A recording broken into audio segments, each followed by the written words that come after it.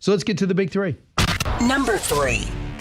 Rare earth is called rare for a reason. And they have a lot, and we made a deal, and I assume they're going to honor the deal, and we haven't really seen the fruits of that deal yet. I suspect we will. I'll bring you some of the details, but it's historic. Ukraine gets a mineral deal and a partnership with America. Why I think this is the beginning of establishing the protection they deserve. Number 2. So in the video, for those who haven't seen it, here those elephants were. And as soon as they felt the earth shaking beneath their feet, they got in a circle and stood next to each other to protect the most vulnerable. Yes, I missed her. I'm lying. I haven't. Simply thrashing. From the reemergence of Kamala to the internal war between Haag and AOC and Dem leadership, this is a party without a core or a mission. I'll explain. Number 1. The GDP came out down 0.3%. Does this indicate that we could, in fact, see a recession this year? That number does not represent what's going on in the economy. It was a good first quarter, despite the weakness we inherited. There you go. That is Scott Bessent, the Treasury Secretary. Trump 101, or day 101. What the press and the Democratic Party still don't get about Trump and his team and what we can expect on issues that matter most: tariffs, economy, border security. We discuss where he's been and where he's heading. Where he's been is just doing about everything at one time. Over 100 executive orders, countless injunctions to stop a lot of those executive orders, constantly in motion. A cabinet that truly feels like they're on a mission. What I think is underappreciated when you see cabinet meetings like this, I think it's his third one on camera with questions from the media, all there with the president in the middle, is the synergy they're building with each other. When it comes to regulation, for example, with Interior, with the EPA, with energy, you don't want a deputy secretary talking to another deputy secretary or an underling, a chief of staff, when you could just pick it up and go, "Hey, Lee, I have a problem here. Hey, this is Doug. I'm on the other line. Yeah, Interior Secretary, let's get this done. Can we do it right now? Let's just put out a memorandum. I'll have my assistant do it. Boom, they're done." If you have synergy and you understand what people in the shorthand for friends looking out for each other, I think it really creates a smooth running operation, as smooth as possible. I also think it's amazing to me that, yeah, you could talk about how the tariffs have created uncertainty. Absolutely. You could talk about that the deals haven't been done yet and say that it would be much, much more beneficial for them to be done with India, South Korea, and Japan. Absolutely. But can you at least bring up the fact that RFK Jr. is attacking what's in our foods, what's sold to our kids, school lunchrooms, looking at long-term illnesses that have this that are on the rise, like autism? Do you see what he's trying to do? Can't you write a positive story about that, or a honest story that'll end up being positive? Can you write that the border has never been more secure? I can't believe what's been done. But you don't like his immigration policy? Fine. But you love his border security. Can you at least write some of those stories? But ABC sits down with the president. He goes, "Yeah, the border's secure, right? But the Supreme Court says you should have brought back Gilmore." And they go back and forth about tattoos. And the pace and cadence and disrespect they have for Trump when they sit down with him, when you could always ask a tough question, but you don't have to be disrespectful. And you can still get up in a fight with him. But, I mean, the dismissiveness and the attitude that ABC has. Now, you can forget this other guy. Don't talk to him again. It doesn't benefit you. You're not winning anyone over. You're not explaining anything. They're there just to find something that makes you look that you're contradicting yourself. But the big story right now is the economy. Yesterday, the numbers came out, and it said growth at -3%, as opposed to where it was, I think, growth at 2.4%. A lot of it had to do with the huge influx of goods because people wanted to buy quickly in order to avoid the tariffs. Here's Jameson Greer, the U.S. trade rep, talking to Brett last night about the pressure on his office to come in with a big deal.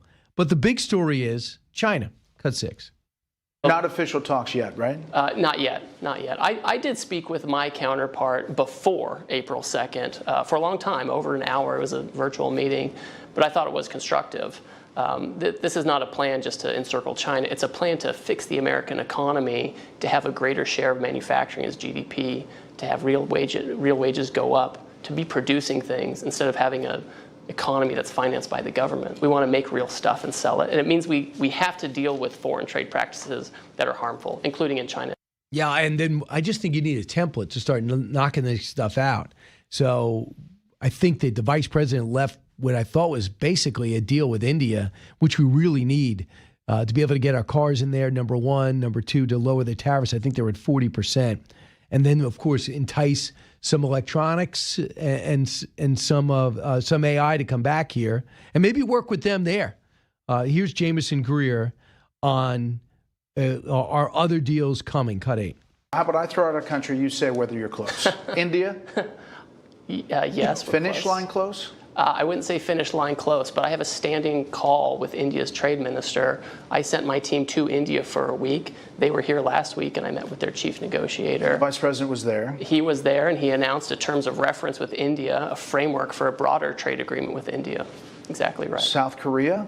South Korea, they've been very forward-leaning. We're going to see them again pretty soon. They've provided offers. We've given feedback. I think we're out sometime with Korea, but they are going in the right direction. Wow, I thought India. I did not. That's the first time I heard that. India is still back and forth like that, and still no deal. I thought it would be simpler than this, because you're not talking about a trilateral agreement. The USMCA took 2 years. So I guess it's somewhat complicated, but guys, pick up the pace, because the market is ready to respond. Just give them a reason. It looks like the farmers are going to need to be supplemented too. At the same time, by Memorial Day, which is coming up it's not at the end of the month, it's the week before the end of the month. So they want to get something done. But a lot of people on the right are upset. They feel there's too much spending in the bill right now when you got to be cutting.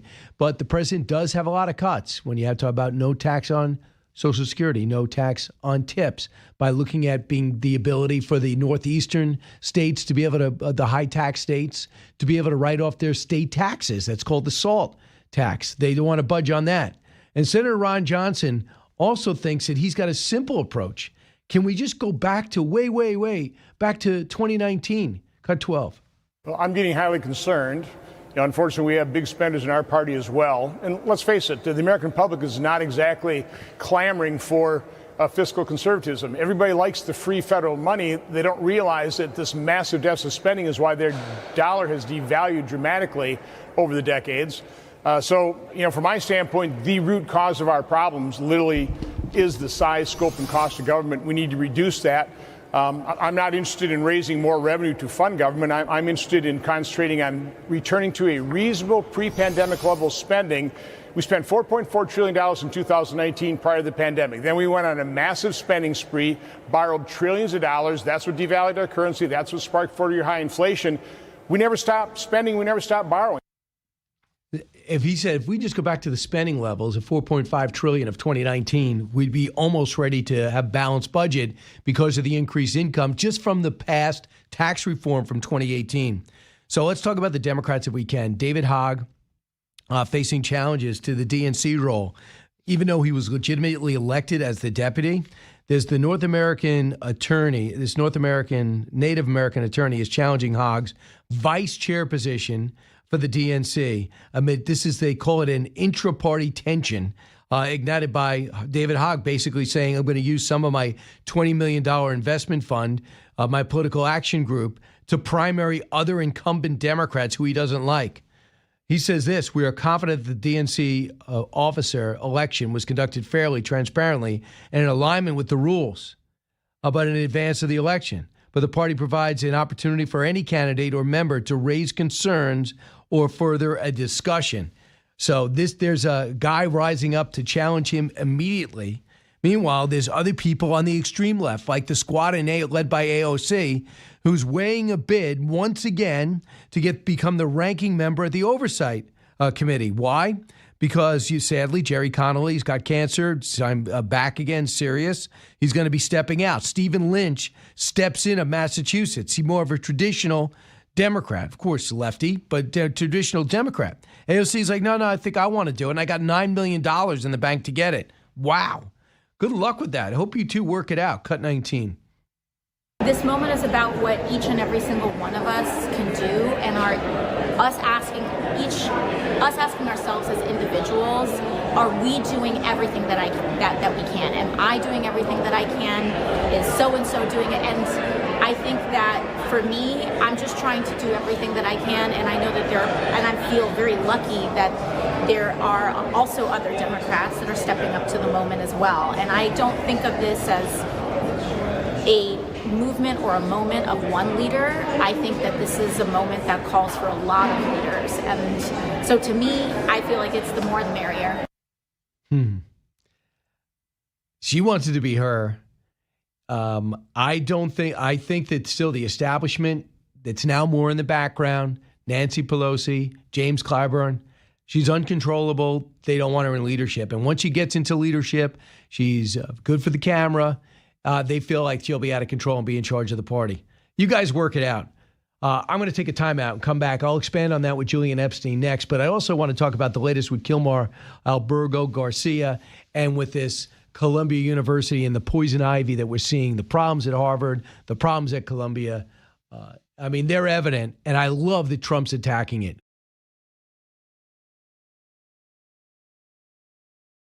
So in the video, for those who haven't seen it, here those elephants were. And as soon as they felt the earth shaking beneath their feet, they got in a circle and stood next to each other to protect the most vulnerable. Think about it. What a powerful metaphor.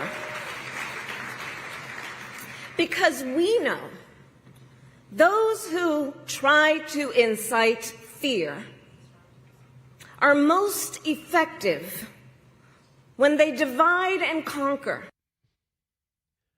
I mean, it's so painful, and I'm so thankful that she lost. I mean, that was her comeback speech.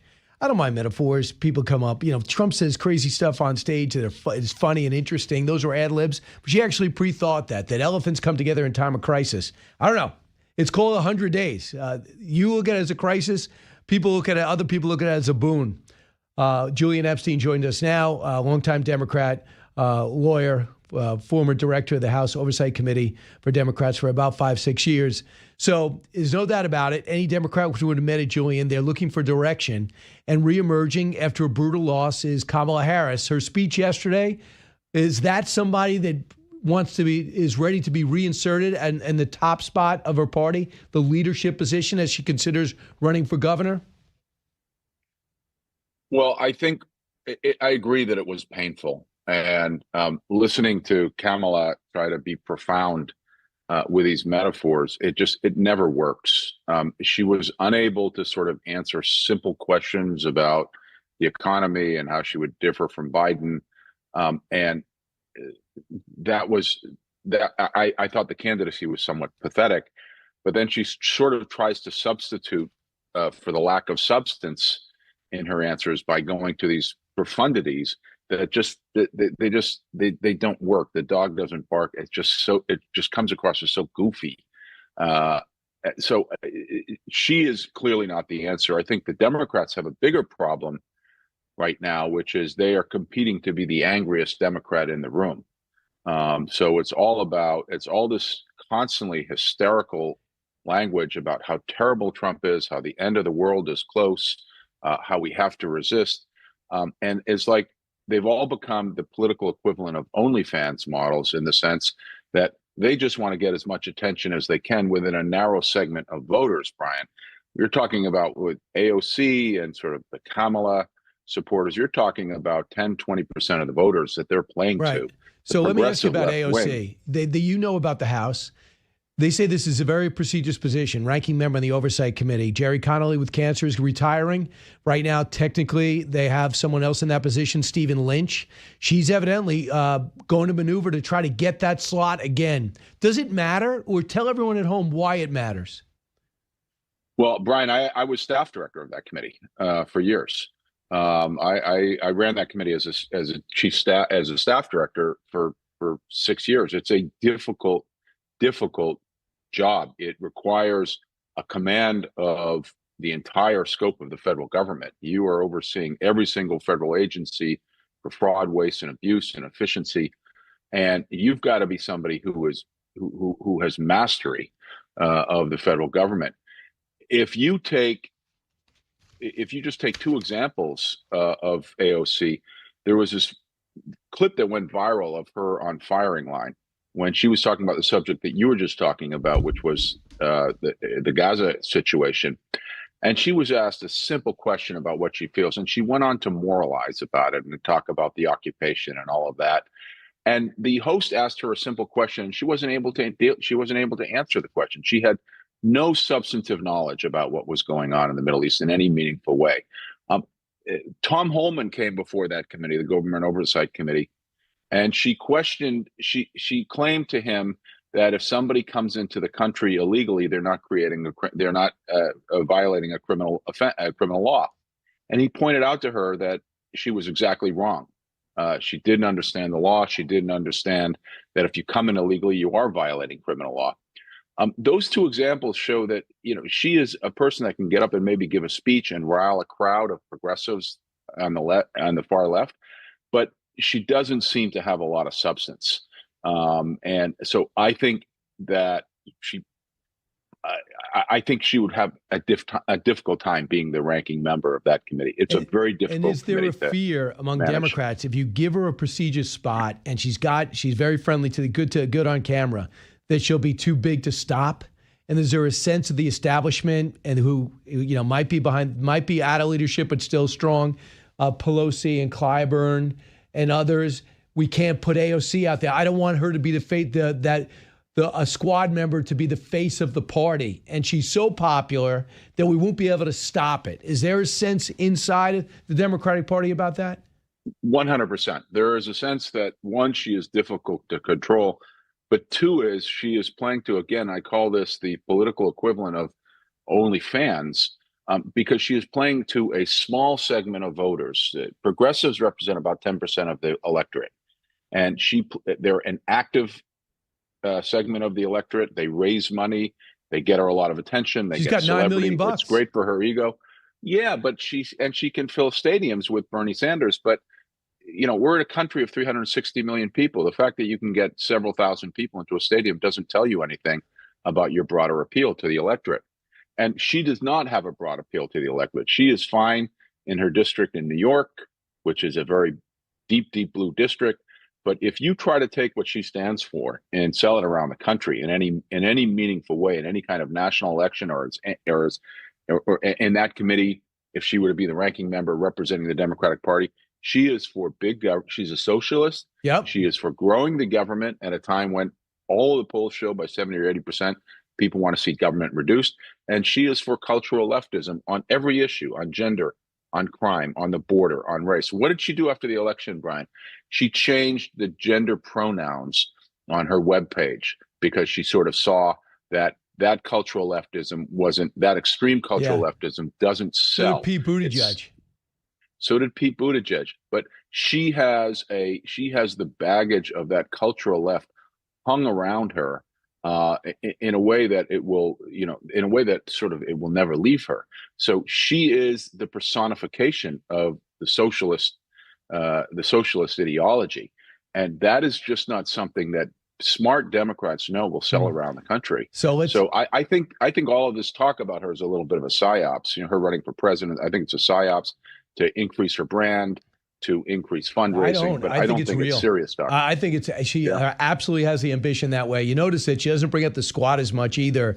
They may be her friends, but she doesn't want to be seen publicly with them. That might be her subtle way of going mainstream. The problem is she's an inch deep and no one in Queens thinks she's doing a good job. There's just no Republican who has got a shot there. But I want you to hear somebody who I think is making a good move. I'm not sure what's intentional or not, but you would know better. Governor Whitmer in Michigan asked Donald Trump, says, we got to replace the A-10s with our National Guard needs our A-10 Warthogs replaced. And Trump says, I hear you. He looked at the military, says, yeah, I'll get you some F-16s or F-15s just to give the short course. Well, they delivered them. He goes to Michigan and stops there first, invites her to go, and she meets him on the tarmac and then appears with him in front of the troops. And then President Trump says, why don't you say a few words? And again, the optics that Democrats don't want to be seen with Trump or being friendly with Trump. There was a small hug when he landed, and then this. Well, I hadn't planned to speak, but I'm on behalf of all the military men and women who serve our country and serve so honorably on behalf of the state of Michigan. I am really damn happy we're here to celebrate this recapitalization at Selfridge. It's crucial for the Michigan economy. It's crucial for the men and women here, for our homeland security and our future. So thank you. I'm so grateful that this announcement was made today. And I appreciate all the work. Inside the Democratic Party, how did that resonate? Well, it comes across as an unnatural act, Brian. The fact that a leading Democrat would be in a photo op with the president and basically endorsing something he's doing in terms of rebuilding the military. That is not the thinking on the Democratic side. The thinking on the Democratic side now is to be the angriest Democrat in the room and to protest, resist. So this was an outlier, but I think it's very illustrative for the Democrats in terms of where they ought to be. You know, rather than sort of just I'm against everything, which is the message they're sending, which is why they are in the tank in terms of approval numbers in the 20s, the congressional Democrats. They ought to be trying to compete with Trump on things like rebuilding the military or rebuilding the working class, rather than saying tariffs are the worst thing and the economy is crashing, which is hyperbolic language. They ought to be competing with Trump in terms of rebuilding vocational education and training and getting ready for the next phase of the Industrial Revolution for working class. But they don't do that. Again, this is just, it's become a dynamic, a very self-defeating dynamic, to be the angriest and the loudest person in the room protesting Trump. And Americans are starting to tune Democrats out. So if you're Governor Whitmer and you were working with her, and I only know during the pandemic, I was not impressed, but let's say that she has some attributes that you get behind. If you were her campaign manager queuing up, remember, she said, I don't want to be considered for Joe Biden's running mate, even though Biden wanted her. Obama wanted her to get involved in the jungle primary, should they have had it. People seem to like her in the Democratic Party. Would you say you have a future if you say I'm going to pick and choose the programs that I can support for Donald Trump? Or do you right now say, if you want a political future, stay away from this president, regardless of what you really think about him? Well, it's a tough question because you have to win in primaries. But for the Democratic Party in general, I mean, I remember when I was chief counsel during the Clinton impeachment, what I used to say to the members. And I would always say to them, you don't have to shoot at every target. Just because somebody gives you a target doesn't mean you have to shoot at it. What the Democrats have to figure out is what they want to do, where they want to criticize Trump, and where they want to work with him on, and where they want to sort of outcompete him in terms of rebuilding in the future. So what the Democrats need is a Clinton-like charismatic figure who can say no to the groups who are drawing them further and further left when the country doesn't want to go further left, and who can say, look, on Trump, for example, on tariffs, Donald Trump has a good point about unfair trade. We are being taken advantage of. But a smarter way to do this would be just to focus on China and to work with our friends in Europe, work with our friends in Canada, work with our friends elsewhere, isolate Japan in particular, isolate China.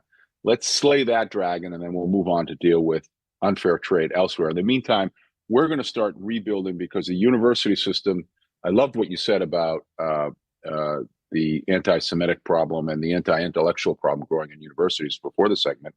But what we need to do, because the universities are failing this country in so many ways right now, we have to rebuild the vocational system in a much, much more meaningful way. So Democrats could say, look, Trump is wrong on going hog wild on tariffs. He should be focusing just on China. And in the meantime, this is what we're going to do to rebuild the working class. An affirmative strategy that people can understand and relate to, rather than just being the angriest person in the room saying the world is coming to the end because Donald Trump is president, which is not working. People are tuning that out. And all it does is it helps Democrats raise money amongst a small segment of the activist community and the donor community, but it is alienating most of the voter base. Yeah, no doubt about it. And we'll find out what's going to happen with David Hogg. He's being challenged too. 25-year-old who thinks he can run the world. And I'm looking forward to the way this shakes out. You know what I hope, though, Julian? if she is moderate, I don't really know enough about her. Every time I bring up Bashir being moderate, I get besieged by people saying, if you live in Kentucky, Brian, you know how dumb that statement is. So I'll be open. I'm not in Michigan. But if she's a moderate, Fetterman's clearly a moderate, I would just like to see them fight. I think the country needs center left, center right, not extreme right and not extreme left. And I don't know if it's possible to win a primary center left or center right. Just final thought, the last 30 seconds. Well, that's the dilemma. Can you win the can you do what's good for the party and still survive a primary? That's the big question. And it takes a charismatic figure like Clinton. The guy I like, Brian, who you may have had on your show, I think you've had on your show, is Richard Torres, congressman from New York, who's very moderate, very anti-woke, very pro-Israel. He's sort of like what the Democrats were during the Clinton era in the 1990s. And that's where the party needs to go back to if they want to be viable in a general election. I hear you. Julian Epstein, thanks so much. Thank you, Brian.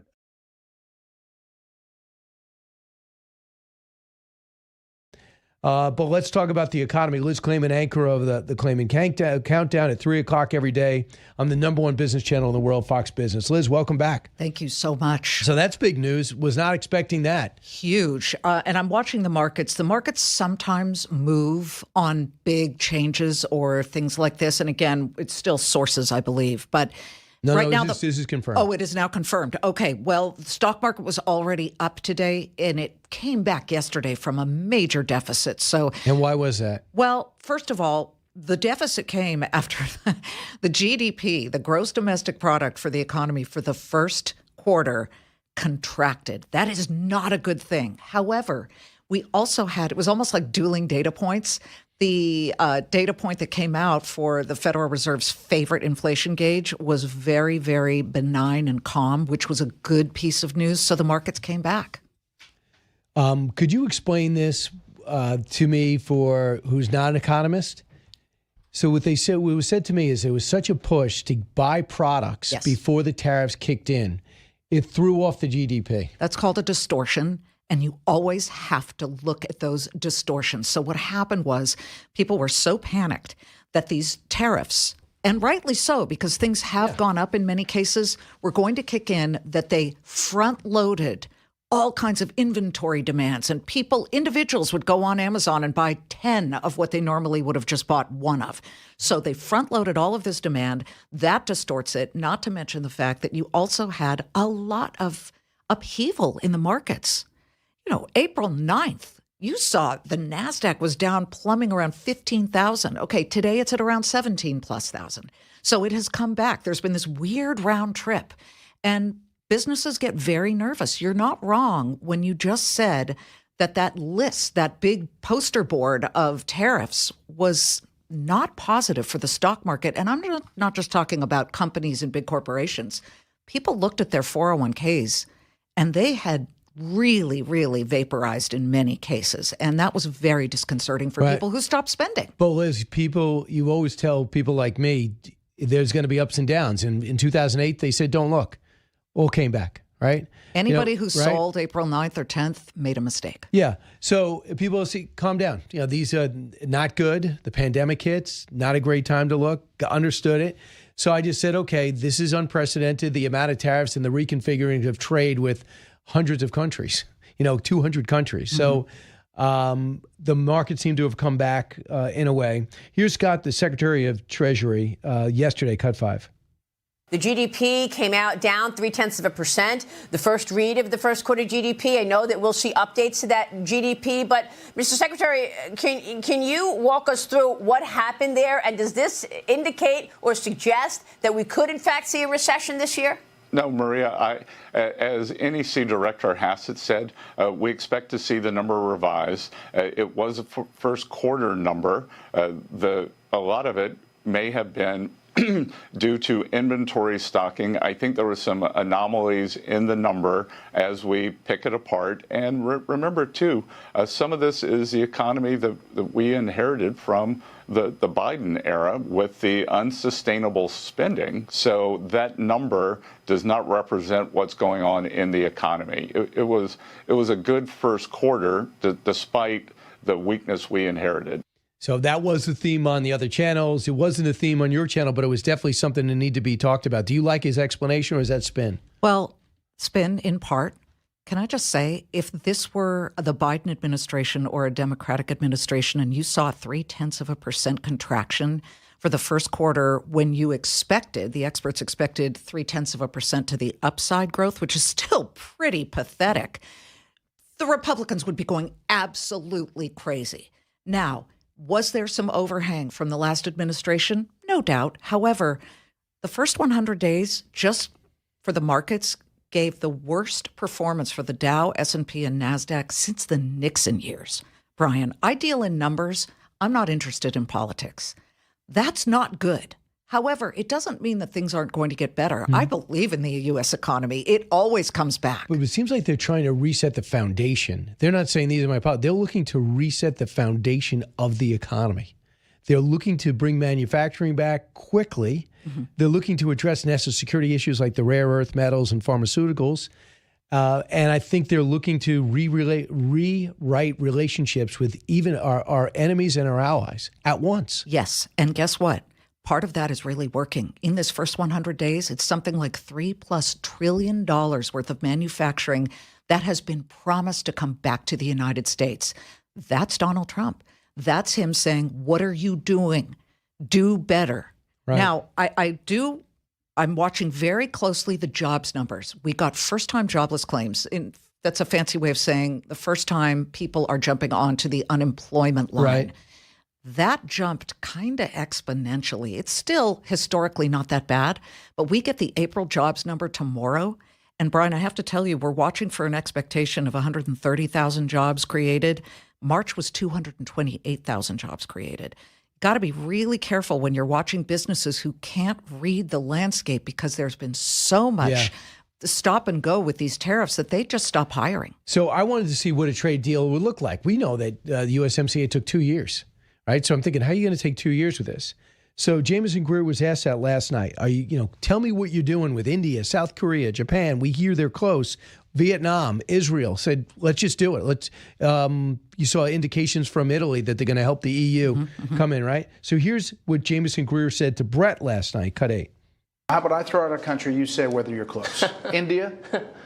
Yes. Finish line close? I wouldn't say finish line close, but I have a standing call with India's trade minister. I sent my team to India for a week. They were here last week, and I met with their chief negotiator. The vice president was there. He was there, and he announced a terms of reference with India, a framework for a broader trade agreement with India. Exactly right. South Korea? South Korea, they've been very forward-leaning. We're going to see them again pretty soon. They've provided offers. We've given feedback. I think we're out sometime with Korea, but they are going in the right direction. So it just seems like I just said, I thought there might be a template, just boom, boom, boom, one after another. It doesn't seem like.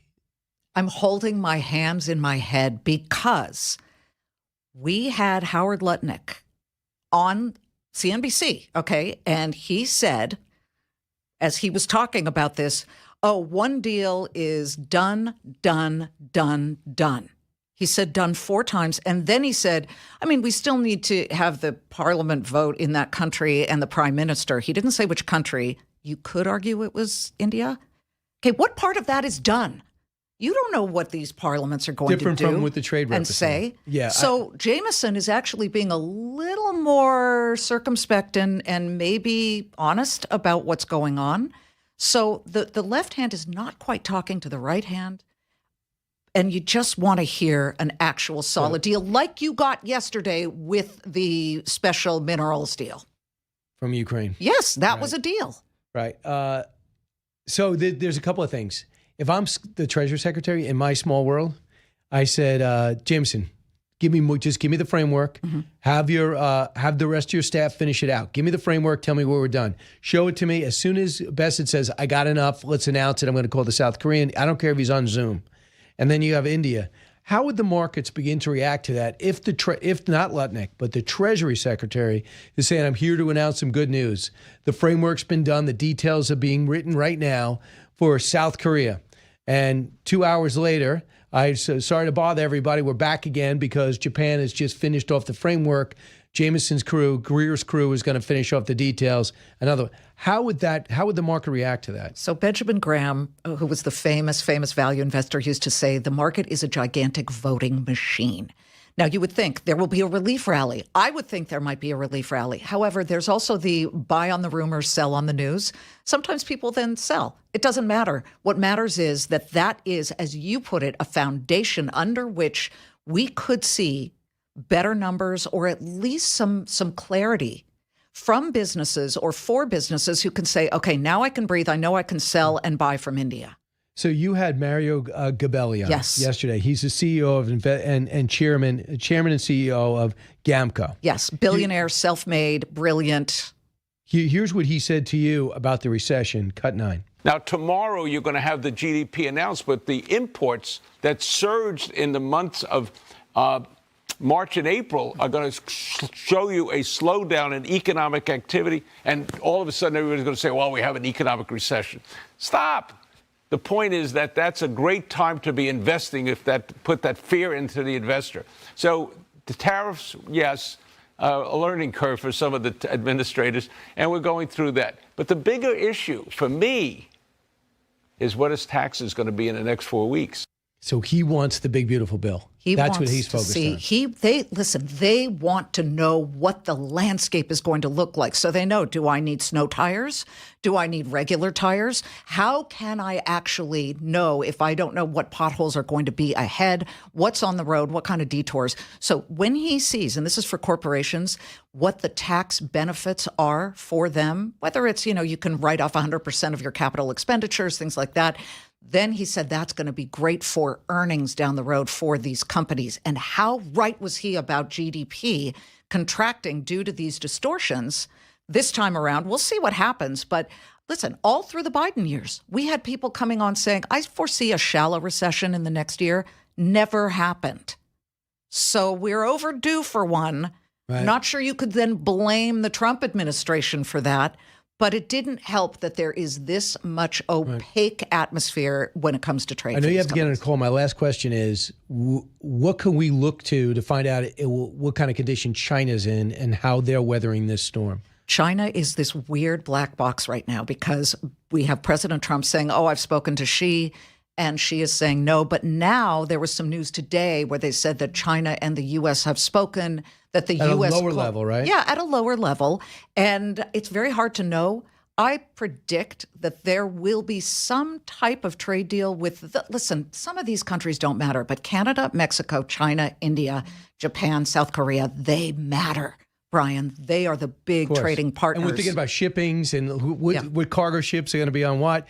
But do you think that they're feeling it? Yes. I know China's feeling it. We look at the ports and they have completely shut down a lot of their exports, but they have also said we can take pain a lot more than the Americans. I'm not so sure about that. That said, they are coming out of a bad economy over the past year and a half. They are hurting.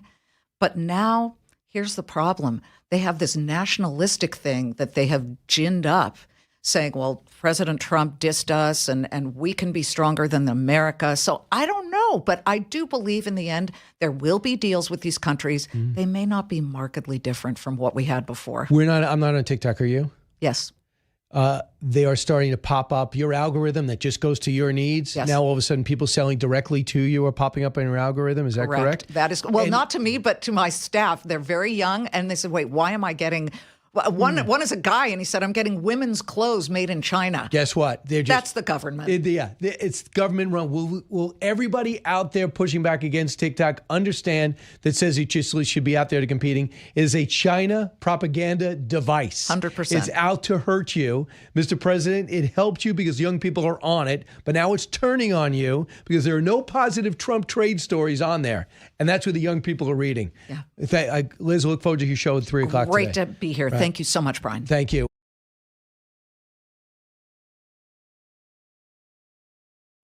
Hey, welcome back, everybody. With us in studio, one of our favorite guests. I hope you're watching on the stream on Fox Nation or Brian Kilmeade, or you go to foxnews.com, hit on watch, and you can just scroll until you get to us. Zarna Garg, comedian, screenwriter, and host of the Zarna Garg Family Podcast, and author of the new book, This American Woman, a once-in-a-lifetime memoir. Zarna, congratulations on the book. Thank you. Thank you so much for having me, And you Brian. just showed me a picture of you in the subway. That's right. All right. So I thought when you decided to go from the funny person to your family and your friends to on stage, I thought it was a little stage. Did you get the stage, the pandemic hit, and then you hit the subway?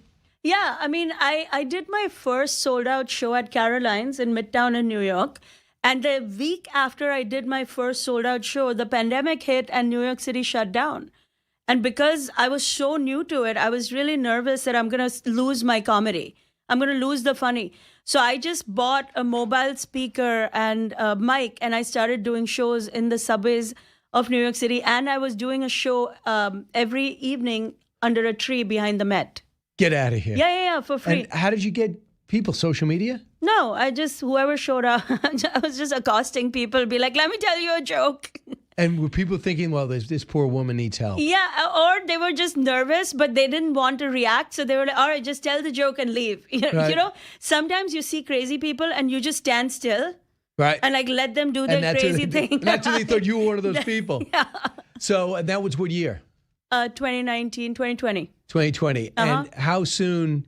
were you already starting to establish yourself before the pandemic hit? We're just starting, like just about making a little bit of a name, very minor. I was working in 1 or 2 clubs in New York at the time. Right. And then you started on stage. How would you describe your humor? Family stuff, everyday life humor, husband, wife, kids, many kids, teens, a very expensive college trauma, and of course, the star of my show, the mother-in-law. Right. So describe your life before you got to America. I mean, I was born and raised in extreme affluence in India. I was born by the time I was born, my parents were wealthy, even though they were self-made. By the time I came around, we had a big house. We had everything. We had air conditioning, which back then in India was a big deal. Like, you know, you're talking the 80s, 70s even. And I was a very happy, like socially conscious Indian kid, like in the Park Avenue of Mumbai. So think a leafy, beautiful street like Park Avenue in Mumbai. And, you know, my mom passed suddenly and I was the youngest of 4. And my dad, the day after she passed, was like, you need to get married. And that kind of... You were 14. I was 14, yeah. Which, by the way, in India, it's young, but it's not like unthinkable. There are 15-year-olds who get married today. So he picked a guy for you? An arranged marriage? He wanted to, yeah. He did eventually because And did you stay with that guy? No. I mean, no. I almost did because I was out of options. I mean, I left home. First of all, for 2 years, I was couch surfing in India. Wow. So you go from affluent to couch surfing. My dad was like, listen, if you don't want to get married, you can't live here. He thought he would scare me into submission, and I thought he would come around. I thought he's riddled with grief because his wife has just died, my mom, and that he's going to come around and this is all going to be okay. And we were basically in a face-off. So I left thinking... I'll just room with my friends. When you're 14, 15, you think life is a slumber party. And then I showed up at my friend's house, and after a day, my friend's mom is like, you should go back. And that's when it hit me. I was like, oh my God, like I have nowhere to go. And it was almost 2 years of where can I go tonight? Because my dad, you know... Did you stop going to school? I was going to school just about. Because everybody I stayed with was in my school. And, you know, India that way, unlike America, is a very community-style life. Like, you can stay with your friends, show up in school with their parents. Oh, it's really? Yeah. It's not a big deal. It's not that serious. So I finished school, but it was every day was a new trauma of like, where am I going to stay tonight? And now in hindsight, a lot of my comedy has its roots in those years because a big reason people open their doors to me is because I made them laugh. You know, I always kept things light. I tried to offer whatever value I could, you know, around the dinner table or whatever was going on. So, but I gave up. At some point, I gave up and I went back to my crawling to my dad. I was like, all right, you win. Because I was trying to get a visa to come to America. My sister lived in America. She still does, in Ohio. Mm-hmm. And I was trying desperately to get a visa. And you were just going to leave them behind? And your family behind? I was going to leave everything because she was willing to take me and right. No one else was willing to take me I cannot believe your dad didn't cave. No. No, you believe it because people back home are that severe. Like I know in America it feels like a lot, but the guys back home, they're not fooling around. When they say you're going to listen to me or else, they mean it. How'd you get here? I got a visa. Eventually, I got a visa. What year is that? In 1992. So 92, you get here, and then what do? You go to I go to college. My sister knew. I was always an avid student, a reader. So your grades are good. My grades are excellent. That's the one thing that hurt me in my life is my insatiable curiosity. But I always wanted to learn, and my dad thought that was the worst crime on earth. Why? Because he's like, women who learn too much, that their lives get ruined, then they have opinions. And you knew that was ridiculous. Did you know instinctively, even though culturally it wasn't, but do you know instinctively it was? But I had such a tearing need to learn. I can't even explain. I mean, I'm a self-taught screenwriter who won the #1 screenwriting competition in America, beat out 11,000 scripts myself. I taught myself on YouTube how to write a screenplay. So there's something inside me that's desperate to learn. I don't even know what I can't control it. Right. But so my dad, I mean, my whole life as a child, I got yelled at because I wanted to read the newspaper before anybody else did. I still do today. I read every newspaper. I watch all the news shows. I'm desperate. And he would be furious. Why are you reading the newspaper? This is not going to help you in life. Well, it's incredible. You inherited smarts from your mother or your father.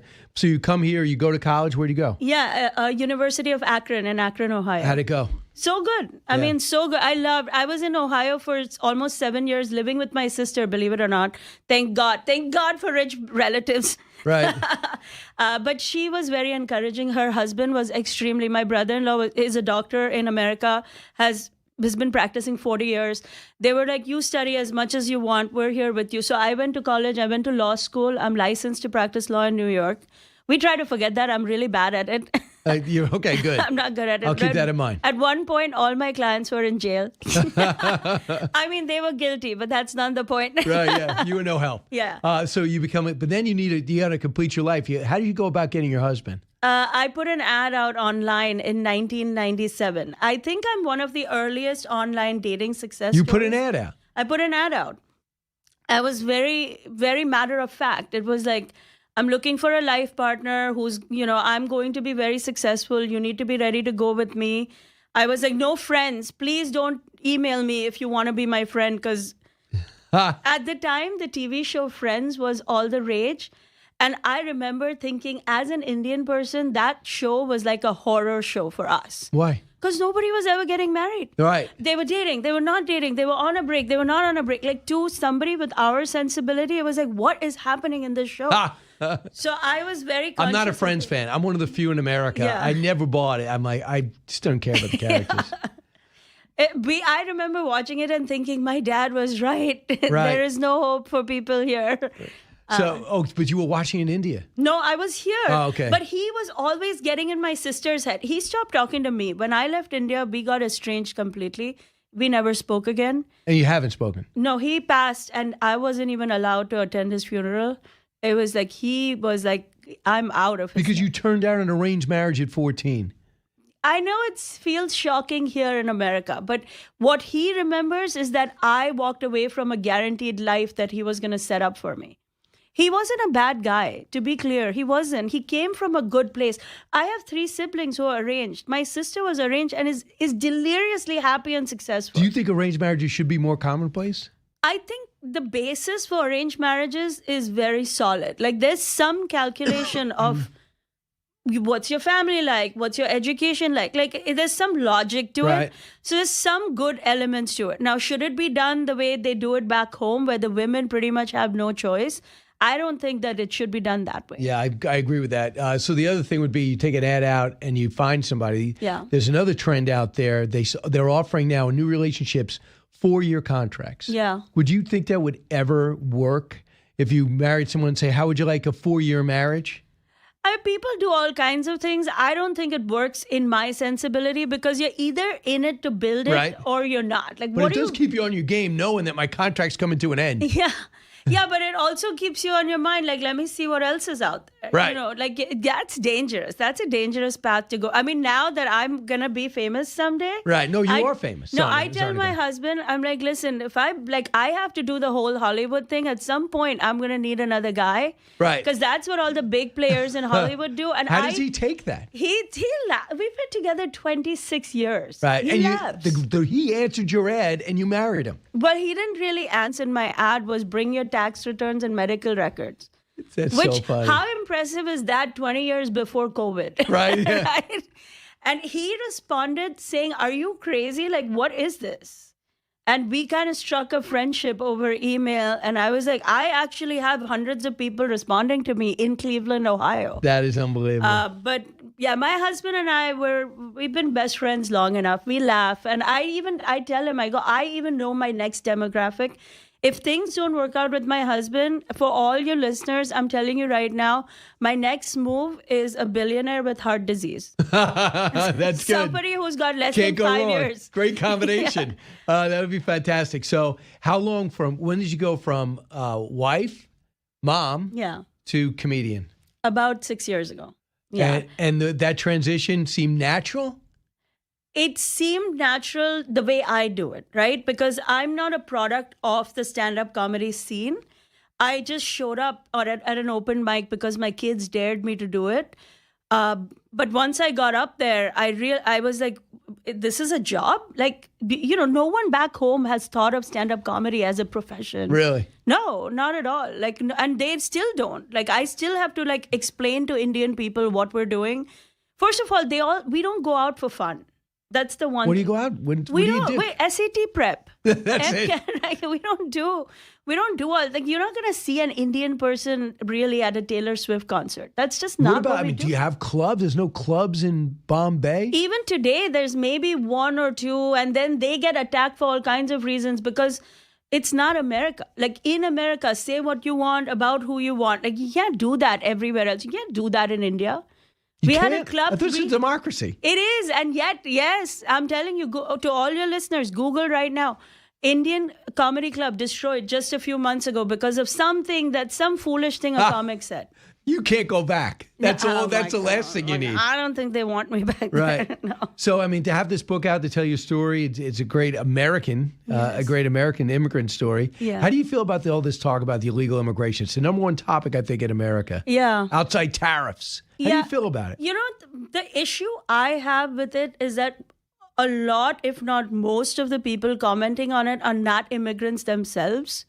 They've not gone through the process. They've not stood in that line. They have not understood. Cut the line. They cut the line. So because I immigrated myself, right? I know what it takes to do it legally. To how many years you have to follow the rules, follow the laws, all the documentation and everything that you have to submit.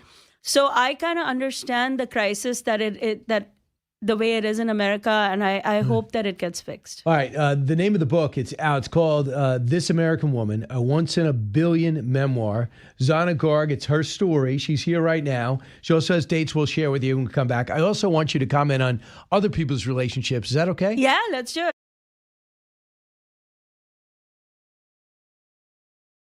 The other change for Belichick is 24-year-old Jordan Hudson, his creative muse, as he writes in his book. Jordan was a constant presence during our interview. You have Jordan right over there. Everybody in the world seems to be following this relationship. They've got an opinion about your private life. It's got nothing to do with them, but they're invested in it. How do you deal with that? Never been too worried about what everybody else thinks. Just try to do what I feel like is best for me and what's right. How did you guys meet? Not talking about this. No? No. So she evidently interrupted 6 times. I'm talking about the 24-year-old girlfriend of Bill Belichick, who wrote a book, something about winning, which, of course, he knows a lot about. And also, he's lost. The Browns didn't go well. He was head coach. He was assistant coach under. Bill Parcells. Well, a lot of people think he was overshadowed big time. So I think he's got a lot to say. And also, it ended when Brady retired. He wasn't successful. I'm interested in the book. But when CBS brought up something as a personal relationship, out from the corner comes a 24-year-old girlfriend taking control. looking like she's directing the interview. Zarna Garg is here. Her book is now out, The American Woman, a 1 in a Billion memoir, which is a fantastic story. But Zarna, we talk so much about relationships, the difference in American culture. Your thoughts about this relationship and a 24-year-old girlfriend interrupting a legendary Hall of Fame coach while he's doing an interview? I think he likes it. Brian, I think he likes it. I think he has to make so many decisions in his professional life and he has to be a boss. I think he's enjoying being slapped around like this. Isn't it humiliating? Come on. This is turning him on, obviously. It's like he's allowing it. Right. And how about this? Would you ever allow someone to show up for an interview for a book with a old shirt with holes in it? Once again, 72-year-old man. The thing is that I do think she's a social media and a media genius because she knows this little hole is going to get this interview thing popping more than anything he can say. Interesting. You know, how many people zoomed in and were like, is that actually a hole in his shirt? Here is Alec Baldwin on the red carpet with the mom of 7. He's had a hell of a last 3 years. Listen to Alec Baldwin, who's as belligerent as it gets, but now around his wife. Listen. We want more of this. Season 2? Do we know anything? The Ilaria show. No. I think we're gonna see. You know, we're gonna see how it feels to have it be out there. It's gonna be great. You're a winner. Oh my God! When I'm talking, you're not talking. I'm sorry. No, when I'm talking, you're not talking. This is why. Yes, we'll have to just cut him out of the show. No. Come on, Zarna. That's not acceptable, is it? Would your husband talk to you like that? I think she forgot she's not talking to one of her 7 kids. I think she had a moment of like, I'm talking to my son. Right. Don't you think we got a glimpse inside, though? Yes, we really did. But once again, he must like it. There's no way this is happening without his permission. Right. You know what I mean? But yeah, I mean, it's just so weird to see 2 guys who usually get in people's face, totally control by a strong woman, who you are, Zarna Garg. As funny as he gets, The American Woman. Where can we see you on the road? Where do we go? What website? ZarnaGarg.com has all my tour dates coming up. I'm going to be all over the country touring my 3rd hour because my 2nd hour, Practical People Win, is dropping in Hulu in July.